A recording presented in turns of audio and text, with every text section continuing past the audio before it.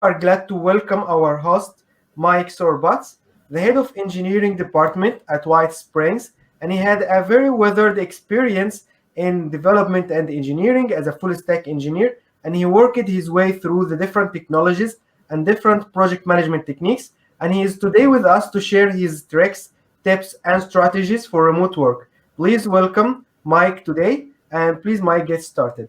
Thank you.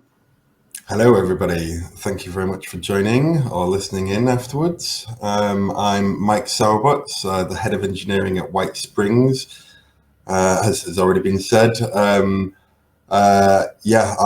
manage a small development team in the UK. Everybody is 100% remote working, including myself, obviously. I have been doing so for approximately 9 years now. I've been with the company around 12. A little introduction to me.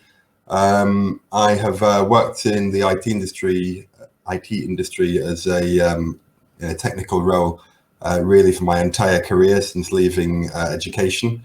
And that's kind of spanning about the last 13 years now.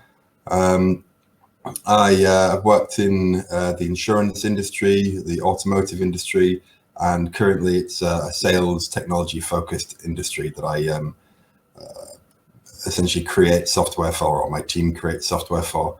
I very much started at the bottom like everybody does. Fortunately, I've had the opportunity, especially within White Springs, to move up through the ranks, hopefully on merit.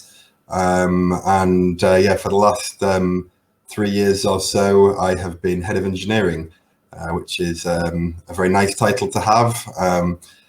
Being a small company, it often means you need to take on a lot more roles than you might need to in a larger company where kind of job descriptions are a little more clearly defined. I really enjoy it, and I've had some good experiences here that I'll hopefully relate to everybody watching today. So, as I mentioned, I'm fully remote, have been for the last 9 years or so, I strongly believe in remote working. I think it's got a lot of benefits. Companies are, being forced really to kind of work with remote staff, especially given the current kind of lockdown situation that many countries are encountering across the world. This sort of topic of remote working and managing remote teams is kind of more relevant now than I would say it maybe was certainly 6 months ago, or longer ago. More people are aware of it. And I guess, there's a lot more conversations being had about, can I work from home in the future? People are thinking about it maybe when they're looking for their next position, or, managers like myself, kind of is remote hiring an option rather than the kind of more traditional office-based approach. I think, to be honest, it's got a lot to offer, not just for the employer but for the employee as well. I know my kind of journey to remote working, did not start off as being fully remote. So I used to work 100% in the office. I used to live very close to the office, commute each day, the same as the vast majority of people in the world of work do. But a number of years ago, I decided to buy a house that happened to be a long way away from the office, over 3 hours drive away. My boss gave me the opportunity to stay with the company, and given that we'd already got other remote staff, it wasn't something that was totally new. The majority of staff were office-based, and some still are, obviously. But generally, the focus or the trend has changed to be more remote. Now, sometimes this is difficult for companies to accept. They think people that are going to work remotely are maybe not going to be as productive, or going to be sitting on the sofa watching TV all day and not doing any work. But the reality is that people wouldn't keep their jobs very long if that was actually what happened. Now, I think, as I say, a lot more people look for remote working opportunities than they maybe used to, or it's certainly something on their mind when they're looking for new jobs. And obviously, like I said, companies are having to embrace it. Obviously, there are lots of security and kind of technical issues surrounding that. People secure access to company servers and shared drives, that kind of thing. But fortunately, technology has progressed enough to account and allow for secure access when people aren't on site now. So there really is the tool set there. It's often more of a kind of an ethos problem within the company that, as I say, people sometimes are expecting remote workers to not work as hard or not produce as much quality work as they would if they were necessarily in the office. When I became head of engineering at White Springs, I was tasked with essentially building up the development team. We'd happened to have unfortunately lost a few people before I took over the position, including the previous head of operations/development and engineering. I was on a big recruitment drive. I had to build, I think there was maybe 7 or 8 positions, which given the size of the company is quite a significant number. I got in touch with recruiters, started looking on LinkedIn, lots of things like that, the kind of the normal kind of steps that a manager would go through when it comes to recruitment. And something I found quite quickly was that not only was I having to travel to the office a lot to actually interview people, but in reality, I wasn't really getting the quality of candidates that I was hoping for. That became very apparent after the first kind of 5 or 10 interviews that I did. So at that point, I decided, I work remotely. Why do we need people to be local to the area where the office is? It works for me. I'm sure it can work for other people as well. So I got in touch with the recruiters that I was working with at the time and said, hey, let's open this up to anybody that lives in the UK, and the top of Scotland to Land's End, which will probably mean more to people who know the UK. But as long as you can at some point commute to the office for the occasional meeting, and it's once every 2 or 3 months without having to get on a plane and fly, then no problem essentially. Fortunately, the candidate pool, as you would expect, was a lot greater. So it allowed me to really kind of pick and choose the candidates that I was going to give more than just a telephone interview for, and commit some time and travel somewhere to meet a person face to face, and interview them, and ensure that they had the qualities that I was looking for when it came to one of my team. Now, when it comes to remote workers, much like it comes to an office-based worker, there are a number of kind of relatively standard things that you might think you would look for, such as due diligence and approachability, communication skills, technical abilities, obviously, especially in developer roles, which is predominantly what I manage.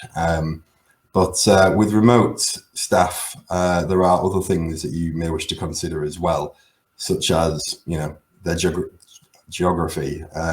For instance, if they live in a very remote location, their internet connection might not be particularly good. Obviously that's a big problem when it comes to somebody working 100% remotely. They need a stable connection. There are other things that you need to consider. I'll touch on some of those topics throughout the conversation. Basically, I found a much wider pool of applicants, and therefore, I could get better quality people. But also, a key thing I was looking for in my recruitment drive was, how long would somebody want to stay at the company? I like working here. I've stopped at the company a long time for that exact reason. But the reality is that, a recruiter and hiring somebody through a recruiter is an expensive process, not only from, my man hours that I put in, but from any associated fees, that kind of thing. So high staff turnover is something I really wanted to avoid. So again, because I had a larger candidate pool, I could choose the people who I would think, would want to stay in the job, at least 5 years or those kind of durations rather than somebody who might want to move on after 6 months or 12 months or so on. So fortunately, that's allowed me to retain staff longer, because I've picked people who were in the right situation, the right point in their careers, that they wanted a job that they could stick in for a while. They weren't necessarily climbing the career ladder very aggressively and wanting to change jobs every 6 months or every 9 months, that kind of thing. So yeah, some of the challenges that you get with working remotely and managing a remote team, I would say, are that not all candidates are actually suitable, or not all team members, shall I say, are suitable for remote positions. And something that certainly comes to mind is people who are very early in their career, not only because they may be looking to aggressively move through the ranks and enhance their CV and their job prospects by moving companies, but the reality is that junior members often need a lot more mentoring and hand-holding with the jobs that they're doing, and are able to work less independently. So, of course, these mentoring and kind of training can be carried out remotely, but it is more difficult, I would say. I've been in this situation myself with more junior staff members where it hasn't really worked out as well as I might have hoped. And, things have happened and lessons learned, essentially. So, yeah, you really need to ensure that the person, is going to communicate well, is going to be able to work independently and get on with their assigned tasks and still remain productive because they've got good focus. And I would also say that remote working, certainly in my experience, is more suited to kind of smaller teams. And by smaller teams, I'm talking sort of up to 10 to 15 people, rather than, large teams where there may be 50 or more, that kind of thing. Just because, I'm sure everybody's been on Zoom calls where you've got an entire screen full of tiles of people's webcams. People maybe don't get heard as much as they might do if you were sat around a table or physically together. So, I say smaller teams would be my preference on remote staff. Yeah, another problem, and this is something where it's a not an insurmountable problem at all, but is an issue that a manager should be aware of, and especially so when it comes to managing remote teams, is certain staff members, especially the quieter ones, which you do get a few quieter developers, can sometimes become a little more insulated and don't communicate well. They might have really great ideas, but they're a little bit too quiet on a video conferencing kind of session to actually portray their ideas and sort of come across like they might do in a physical meeting, where you can see people's body language more and their gestures, that kind of thing, rather than just a kind of shoulder up view of somebody. You can't see their hands that way, you can't see if they're getting irritated by them fidgeting, that kind of thing. So you really need to be very conscious of the quiet members in the team and ensure that their voices get heard, and you really get the most out of them, because it's often the quiet ones that have got the best ideas rather than the people that speak and speak and speak. I certainly find that anyway. Yeah, so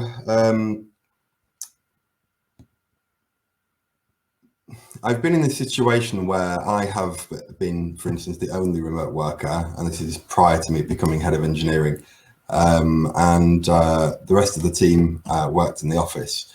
And I must say that, it usually worked pretty well, and we kind of glued together as a team, reasonably well. But there were certainly times when, kind of there was a bit more of an us and them kind of scenario building up of, Mike hasn't been involved in this conversation, or Mike and some of the other staff members that work fully remotely haven't been involved. And, kind of it gets brushed off that you might just magically learn about something that's been discussed in the office. maybe over lunch or something like that in an informal situation rather than a meeting. Now, this isn't this is a manager not really doing their job well, I would suggest. And really kind of the entire team needs to be kept aware of things. And that is more difficult when you have a kind of a split between some people that are remote and some people that are office based, especially when the weighting is more towards the office based than it is a remote on the number of people. I think something that I try to encourage a lot is a single channel of communication.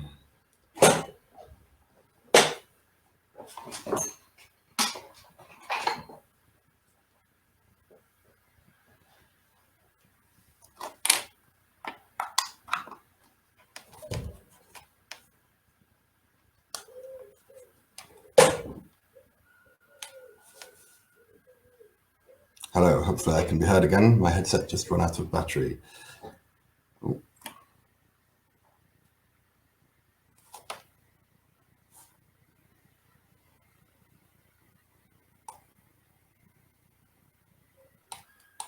I can hear you very clearly. Yeah, you're doing a very great job. I'm enjoying it. Hello. Sorry, yes, my headset just ran out of battery then, so apologies everybody. It's all right. Charged it up. No worries. Let's carry on. Yeah. Really where I was going with this is that a manager of any team should encourage really good communication within the team. And when you have remote staff, especially when, as I say, there's a combination of in-office and remote staff, that's especially important that there is really a single communication channel.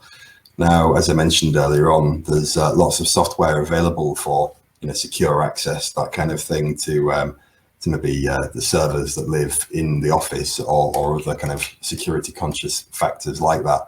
But obviously, there's lots of great communication software, like we're using Livestorm today. Personally, me and my company use Microsoft Teams. Obviously, that's hopefully quite a well-known product. There are certainly others available, things like Slack, and a whole plethora of other kind of real-time communication, kind of text chat, file sharing, that kind of thing. It's really important to encourage people to use a single communication channel, because then everybody remains in the picture. Nobody feels left out. And that just helps make the team feel more cohesive and kind of a better glue and harmony between the team members, especially if they don't get to see each other every day, and they don't go out for social events after work on a Friday or wherever. Communication and a single communications channel is, I would say, one of the most important things to bear in mind when it comes to remote staff. Another thing certainly that I've encountered in the past, and it's predominantly working with outsourced teams and developers, is time zone issues. Now, I know I'm speaking certainly to people in different time zones at the moment. However, I do work with people in the US, for instance, on a daily basis, not directly as part of my team, but as part of project teams, that kind of thing. And I've worked with people in Eastern Europe before. I've worked with people in India before. So kind of not quite world spanning, but certainly a lot of the world. And when you're working together closely in a team, the worst thing that could happen is, you need somebody's help with something. Nobody knows everything. You need to ask a question, and that person isn't online. When are they going to be online? I need to ask them it now. I've got a problem right now. So something that is very important is essentially being able to manage the fact that people work in different time zones. And part of that is by, I would say, establishing a core hours. for your team. Now, something that we do is, because we predominantly work with staff in the US and we are based in the UK, is all of our meetings are in the afternoon. We have daily stand-up meetings where the entire operational and development team discuss kind of the important topics of the day and anything that is going to affect any of the people on that call. And as I say, we do it all in the afternoon. We used to do it in the mornings, and that didn't work. People were getting out of the loop. They didn't understand it. We tried to, send them recordings, send them emails, these kind of things. It didn't work. So we changed to working in the afternoons. And that then means that sometimes some of my guys in the UK will start work a little bit later and finish a little bit later in the day so they can fit in more with the US hours. And sometimes the US people start a little earlier and finish a little earlier. So our time zones overlap better, and our working days overlap better. So I would say, kind of being very conscious of that and making sure that, people know when a certain person, especially if they're a key staff member, are, they're going to be available, rather than leaving people guessing is, it's a bit of a no-brainer, but it's something easy to kind of overlook, I guess. I know we certainly have in the past. We've resolved the problem now, and it's been working fine for the last year or so. So, yeah, just something to consider. I've kind of mentioned a few of these things, but I'll just reiterate some of them. Some of the kind of slightly more formalized ways that managers should, enable their staff members, especially remote ones, to work more efficiently would be, really good communication. There isn't the need for constant meetings. You can have individual conversations. You don't need to have some formal, I wait for, everybody to be here before a topic gets discussed. You can just pick up the phone or put on Skype or Teams or Slack or whatever, and, have that discussion. Obviously that relies on really good software to support that, and everybody should know how to use it, be aware of its functionality. It's more than just text chatting and video calling. There is file sharing available, for instance. I would avoid software to manage like GoToMeeting, Zoom, that kind of thing for day-to-day communications, because it does have limited functionality in comparison to something like Teams or Slack, where it's got the real-time text chat, that kind of stuff. Meetings become a lot more formal, calls become a lot more formal. Ensuring that people have the right equipment to be able to do the job remotely. And that's not just a good new laptop. That means that they've got a good headset, for instance. They've got a good internet connection, because certainly I'm sure everybody here today and listening in today has encountered bad communications with somebody, it might be your boss or something that's got a really sketchy connection, and you can't hear what they're saying. They sound like a robot, or the video keeps breaking down, and it's really poor quality. So you don't get the facial expressions and things like that you might be able to read into a little more if you were sat around a table, for instance. Another really important tool, and this is really kind of almost agnostic of remote or office-based teams, but is centralized workflow and task tracking. We use software called Atlassian Jira, which I know is a pretty big product, so hopefully it rings a bell to some people. But obviously there are other things like, for instance, Monday.com, I know is quite a popular one, and things like Trello, that kind of thing.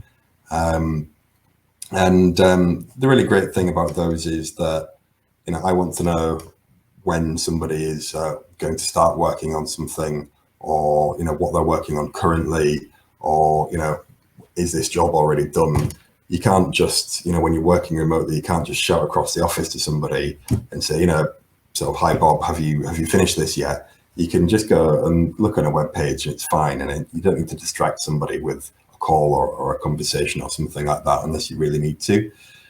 So I would certainly recommend using something like that rather than sending constant emails or emailing around spreadsheets or something like that, which is a touch more old hat, I would probably say, or old fashioned. And another quite no-brainer one is sharing calendars. So, my company, we use Microsoft Outlook for all of our email communication. And obviously that comes with calendar functionality. I know Google and loads of others have similar kind of functionality, but being able to see when somebody's in a meeting, and it's not a task that they're working on in Monday.com, for instance, or Jira, and being able to see that this person is free tomorrow morning. So, what you need to speak to them about isn't that important now, but you can speak to them tomorrow instead. That's fine. But if you don't have that, then people are left guessing, especially when they can't just catch you when you're walking by, because you're maybe live 100 miles away or in a different country. Those things hopefully, will be helpful to people, those kind of topics that I've covered there. There are some informal things that I would say are very beneficial, especially when it comes to remote workers, we have specific channels within Microsoft Teams to encourage personal conversations. It isn't just one-to-one, this is kind of group conversations.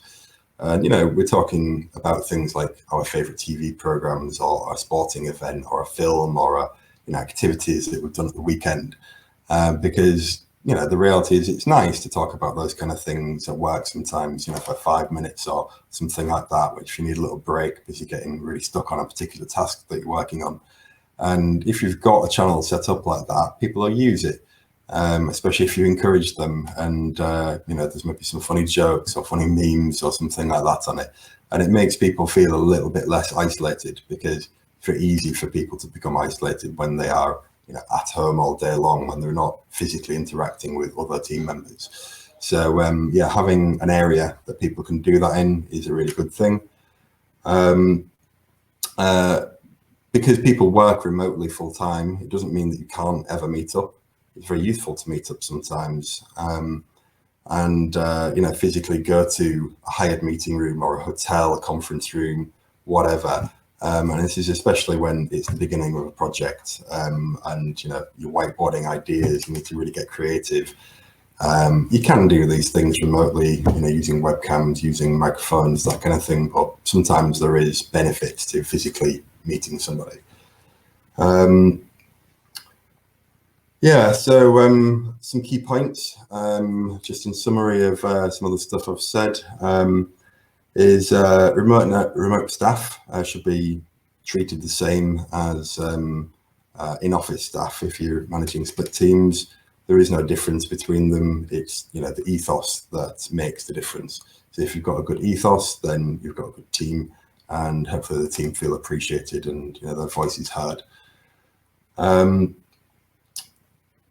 Make sure you use the appropriate software and that everybody is using the same software for the same type of thing that they are doing. If you get disparate things, people using email for something, using Zoom for something else, and using Teams for something else, then nobody knows what's going on. So make sure that you've got very clear policies on what software should be used. I think those are the kind of the key things I would say really to take out for this. One other thing I wanted to mention is obviously I work for a software company. We are currently making a software product that is entirely web-based called Ranarecom, and it's specifically designed to allow a better collaboration between sales team members, and it is specifically targeted at sales staff. Enables them to work more efficiently and hopefully sell more or make more sales to their customers. And that's called Ranarecom. If anybody's interested, please send me a message on LinkedIn, and obviously any other questions that people think of maybe after this meeting or if they're watching a recording of this afterwards, look me up on LinkedIn. I believe there's a link in the invitations. I'll be happy to answer anybody's questions. That's me. Thank you very much for your time.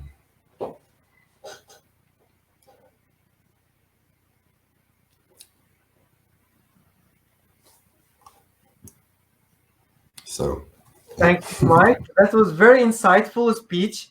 I loved it so much, and it gives us a lot of ideas for how to transfer from office-based to remote-based culture, and it surely have a lot of benefits. And they have also shared a lot of tips and tricks for how to make it work. And I like your product. I have went through the product itself, runreg.com, and that was actually my question, and I was keeping it to the end. How do you ensure remote work strategies for people on the front lines with the client-facing jobs? And apparently, this answers the question. If you'd like to elaborate more on that. Yeah, so obviously, remote working is very much at the forefront of people's minds at the moment, and a big part of remote working is collaboration. So one of the kind of key things that Runarig allows is people to collaborate on their sales deals together. So they can, make the sale at the end of the day, because, a team is stronger than a single individual. Also, a really kind of core concept within Runarig is learning. So it's very much not an e-learning platform, but it has in situ context specific learning that will support people through the sales process. And there is additional functionality coming very soon, actually in the next week or so, that will support that to a high degree and in a more structured approach. Hopefully people are interested in it. As I say, take a look, runarig.com or app.runarig.com for the actual application. There is a new version coming very soon, but the existing functionality is quite extensive. Hopefully you find it useful. Well, thank you very much. This is again very insightful ideas about the product. I love it, and I will surely approach it sometime to learn about the techniques and the features available in the product. And I hope that it kicks out very well with you and among other competition in the same field. Do you think that the pandemic and this crisis will push more people to adopt remote work strategies? Yes, I certainly think it will. The reality is that people have been forced at the moment. So, companies are being thrown at the deep end with, they need to socially distance people to avoid the spread of the pandemic. And that means people are remote working. So a lot of companies that maybe didn't want to in the past, or thought people were going to be lazy or whatever, any of the negative connotations, are being forced to embrace it now, and are probably starting to realize that, if they've got good staff members, they're just as good at home as they are in the office,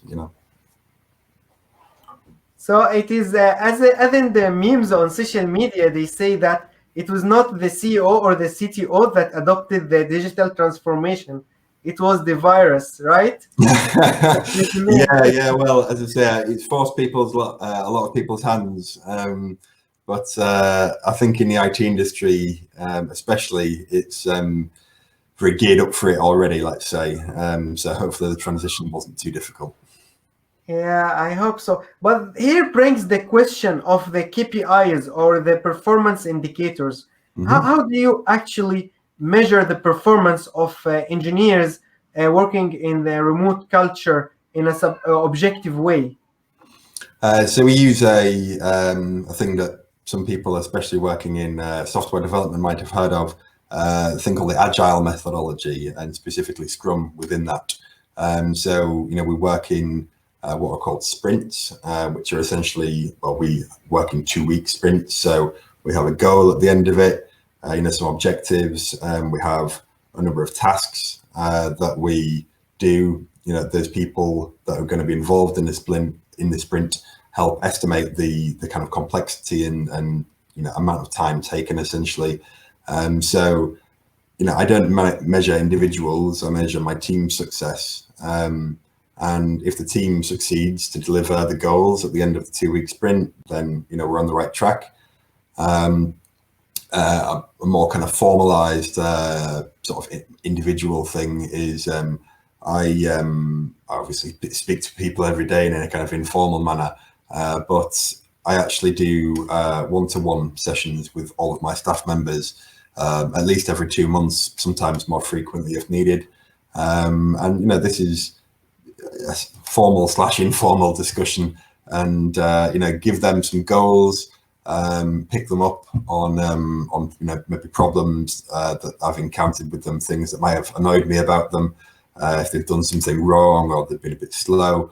But obviously, it's a really great opportunity to give people lots of praise as well.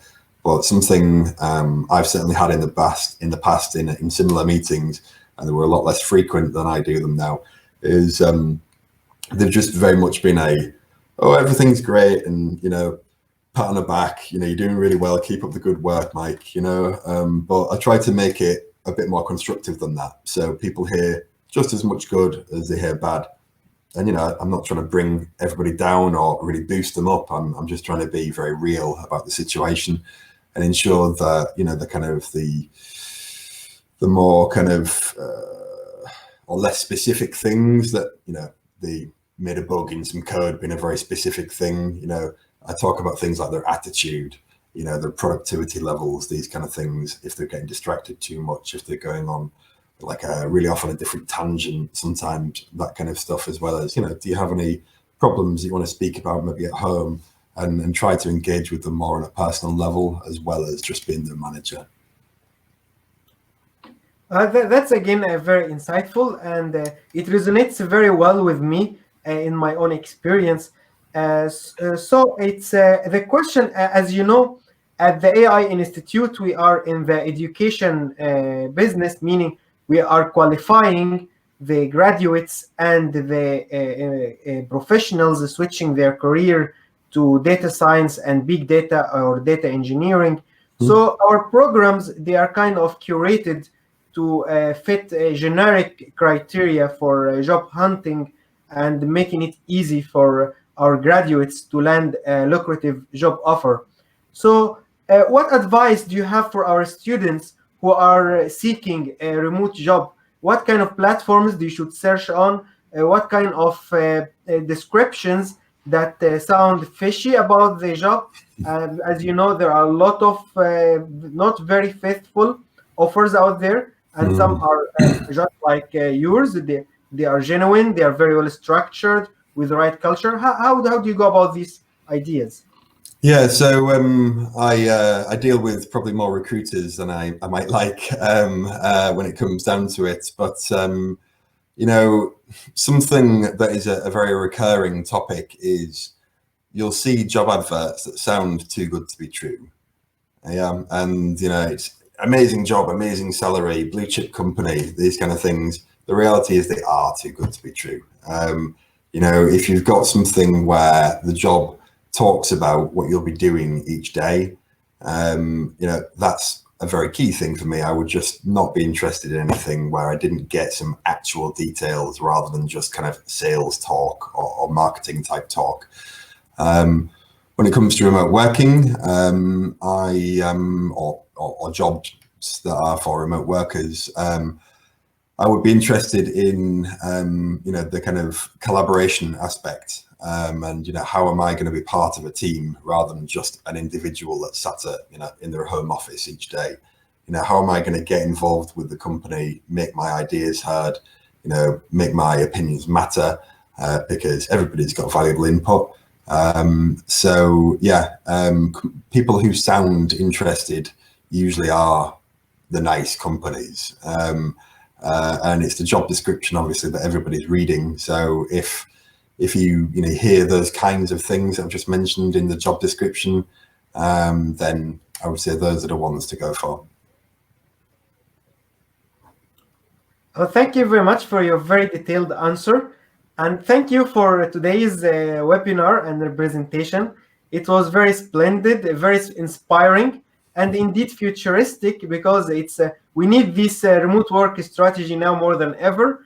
And ourselves, we are adopting a hybrid of remote work, so that as our teams are kind of global, based in Europe and the US, and we will be very sure benefiting from your experience in feeding more ideas and strategies to our students in our bootcamp, so that they are more eligible and qualified for such remote opportunities, which give them a more free lifestyle to move around, see the world, and all these dreamy ideas, which I love to do myself. Thank you, Mike. That was very nice of you. And we hope to see you again on different topics and ideas. Great. Thank you very much for having me. Oh, our pleasure. Thank you. And thank you, everybody, for your attendance. And the meeting will be recorded and shared with you on your email that you have used to register for the webinar. Have a great weekend and see you next week with new topics. Thank you, Mike. Have a great night. Great. Bye-bye. Thank you. Bye-bye, everybody. Bye, everybody. Bye. Bye.